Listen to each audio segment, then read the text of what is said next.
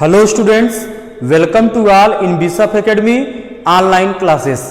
Dear student, in part 17 video we have already solved some word problem of quadratic equations.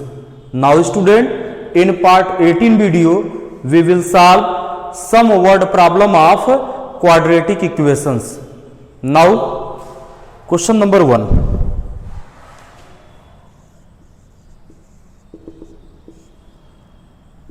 A motor boat whose speed in still water is 24 kilometer per hour takes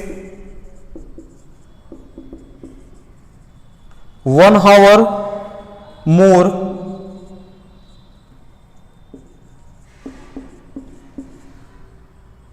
to go 32 kilometer upstream.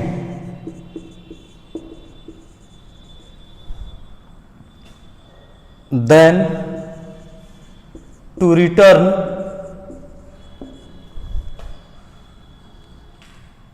downstream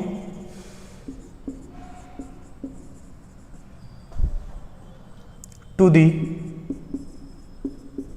same spot. Find the speed of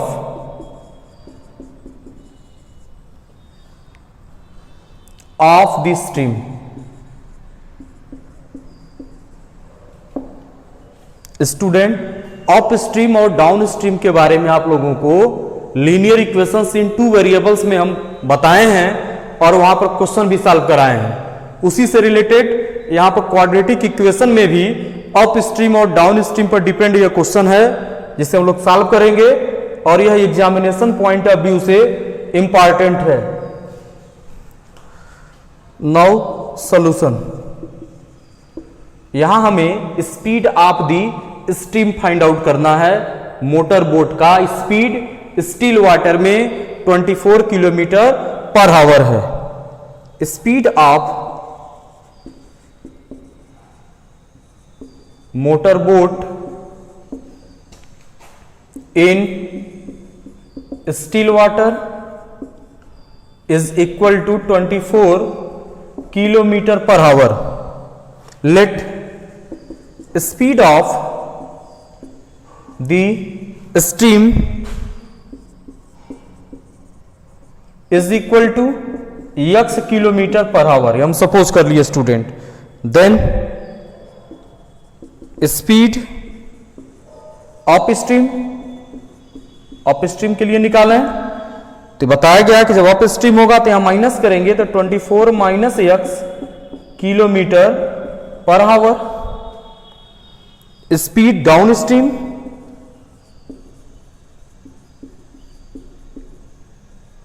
is equal to तो यहां plus करेंगे 24 plus x kilometre per hour. Then time taken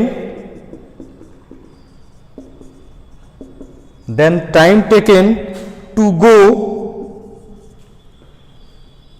गो 32 kilometre upstream. Student यहां time को हम t1 से लिख रहे हैं। दिस इज इक्वल टू हो जाएगा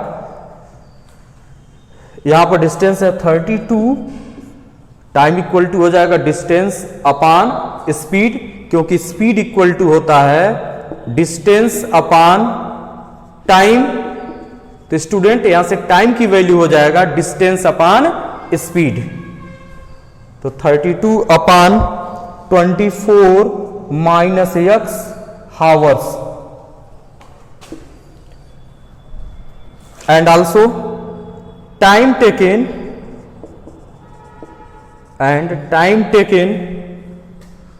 to return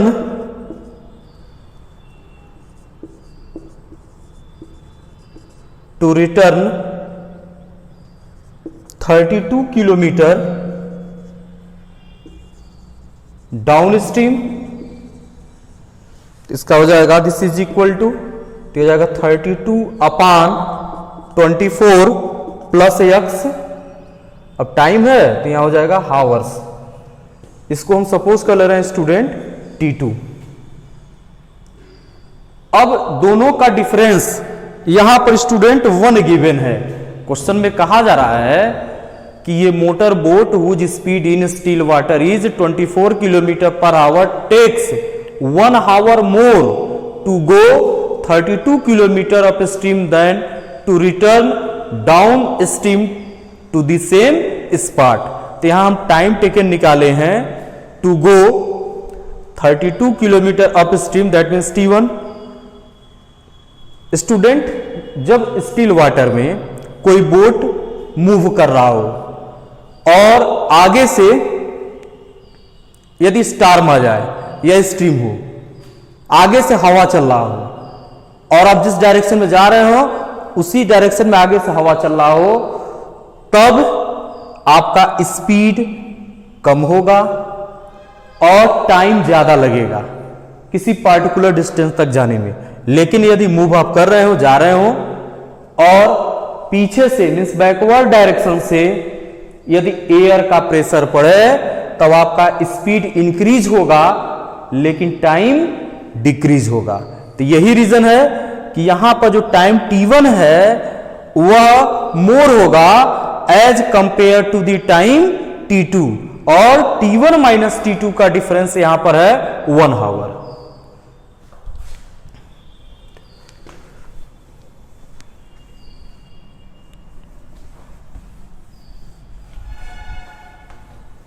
here T1 minus T2 equal to 1, यहां पर T1 माइनस T2 की वैल्यू 1 है। दिस इंप्लाइज दैट T1 की वैल्यू यहां पुट कर दिया जाए 32/24 minus x minus 32/24 plus x, this is equal to 1।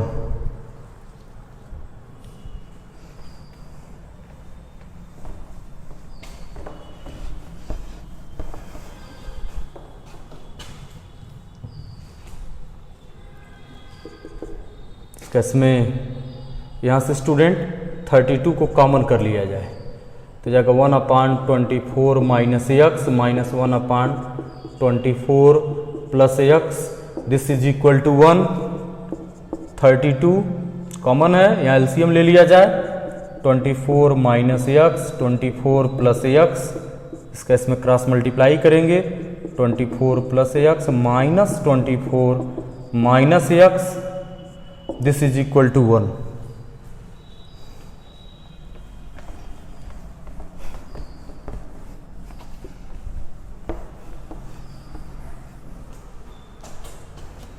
This implies that 32 into, अब यहां स्टूडेंट 24 से 24 माइनस हो जाएगा, एक्स माइनस माइनस प्लस ये हो जाएगा 2x अपान 24 का 24 में multiply, that means a minus B into A plus B के फॉर्म में a square minus B square 24 square minus x square, this is equal to 1।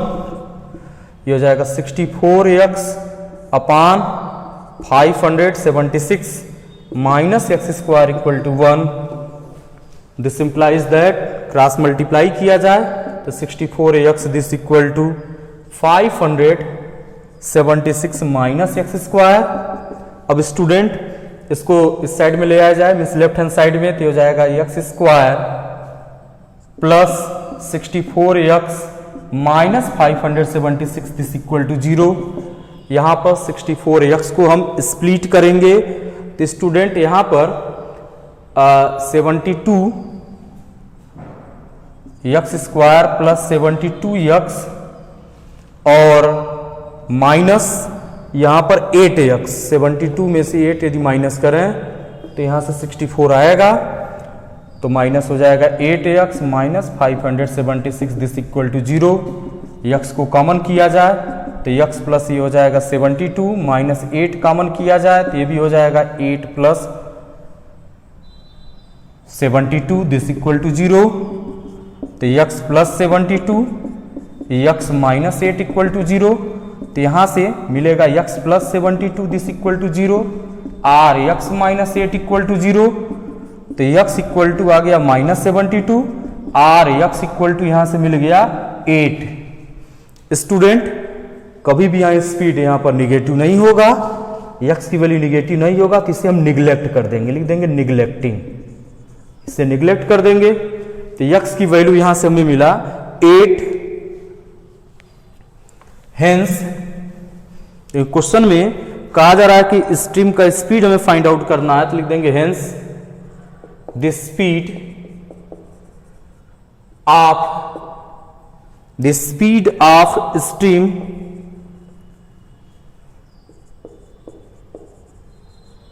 Is equal to 8 kilometre per hour, यही answer होगा। Now next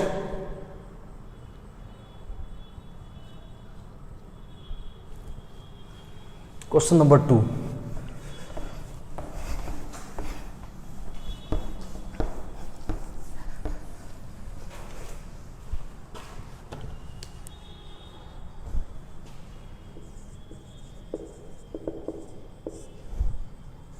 A takes 6 days less than the time taken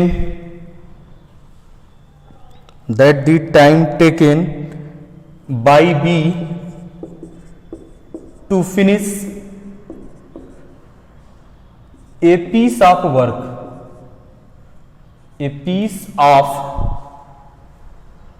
work, if both A and B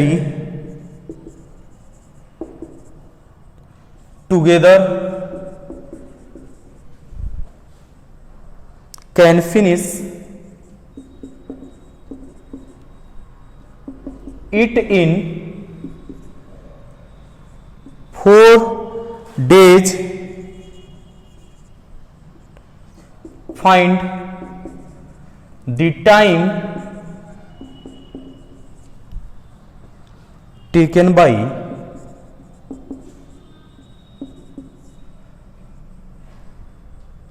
B to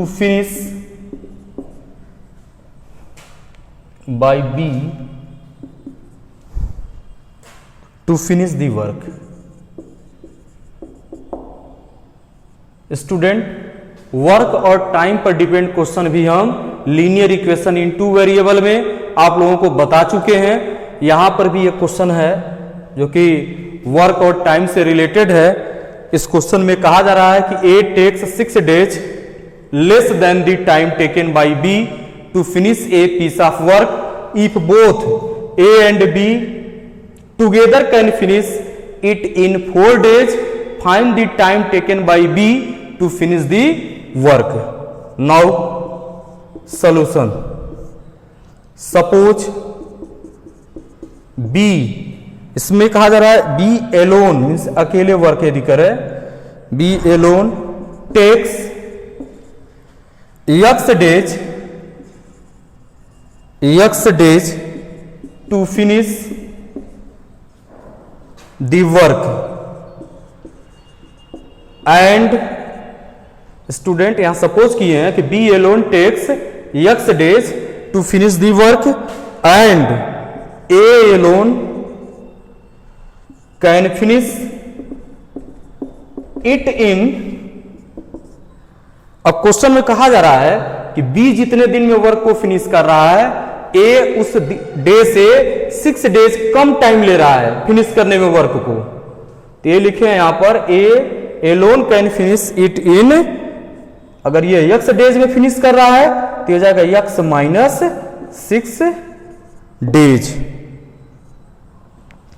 B का 1 day का work निकाल, B 1 day work 1 day work is equal to student हो जाएगा 1/x, फिर ए का 1 day का work निकाला जाए, ए फिर 1 डे वर्क, बी का 1 डे का वर्क हो जाएगा 1/x वर्क, और ए का हो जाएगा 1/x minus 6 according to question. अब कहा जा रहा है A and B together can finish it in 4 days। Then A plus B, अब ए प्लस बी का 1 days वर्क निकाल लिया जाए, तब स्टूडेंट इसका हो जाएगा 1/4, और ए का 1 डे का वर्क है 1/x, और बी का है नहीं, ए का है 1/x माइनस 6 स्टूडेंट, और बी का है 1/x, तो ए के जगह पर 1/x माइनस 6 प्लस, और बी का है 1/x, दोनों का जो सम होगा वो 1/4 के इक्वल होगा स्टूडेंट। यहां पर स्टूडेंट हम सपोज किए हैं B alone takes x days to finish the work and A alone can finish it in x minus 6 days, तो बी का 1 डे का वर्क 1/x, ए का 1 डे का वर्क 1/x माइनस 6, ए और बी दोनों मिलकर के उस वर्क को 4 days में कर रहे हैं, तो ए और बी का 1 डे का वर्क हो जाएगा 1/4। अब स्टूडेंट ए का 1 डे का वर्क 1/x माइनस 6 और बी का 1 डे का वर्क है 1/x, इन दोनों का सम 1/4 के इक्वल होगा।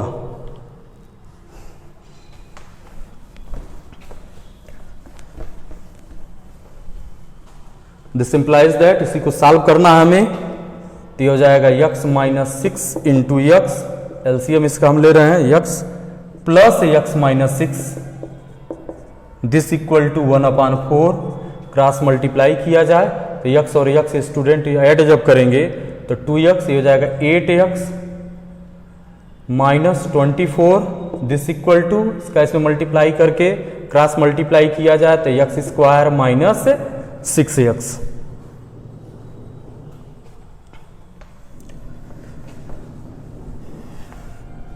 तो यहां से स्टूडेंट हम लोग लिख लेंगे x square minus 6x minus 8x, इसको इधर ट्रांसपोज करेंगे, minus 6x minus 8x plus 24 equal to 0, x square minus 14x plus 24 equal to 0। This implies that middle term को स्प्लिट करेंगे तो x square minus 12x minus 2x plus 24 equal to 0, x को common करेंगे तो x minus 12 minus 2 common करेंगे, x minus 12 equal to 0, तो x minus 12 into x minus 2 equal to 0, तो x minus 12 equal to 0 और x minus 2 equal to 0, तो x equal to 12 और x equal to 2। Student यहां पर x की value 2 आया, यदि हम x की वैल्यू 2 यहां पुट करें तो यह जो टर्म आएगा वो निगेटिव आएगा, 2 माइनस 6 डेज, तो जब 2 माइनस 6 डेज आएगा यहां पर तो ये निगेटिव वैल्यू हम कंसीडर नहीं करेंगे क्योंकि निगेटिव डेज तो होगा नहीं, तो यही रीजन है कि x इक्वल टू 2 को हम निगलेक्ट कर देंगे। एक बार और ध्यान दें, जब हम x की वैल्यू 2 यहां स्टूडेंट पुट करेंगे तो यहां पर आएगा 2 माइनस 6 डेज जो कि निगेटिव आ रहा है, तो यही रीजन है कि हम x की वैल्यू 2 कंसीडर नहीं करेंगे, x की वैल्यू हम 12 कंसीडर करेंगे। और इस क्वेश्चन में हमें फाइंड आउट करना था कि find the time taken by the B to finish the work, तो यहां हम लोग लिख लेंगे hence B alone can finish the work in 12 days। यही रिक्वायर्ड सॉल्यूशन होगा। Now dear student, sum question is given in Google Classroom app. Thanks.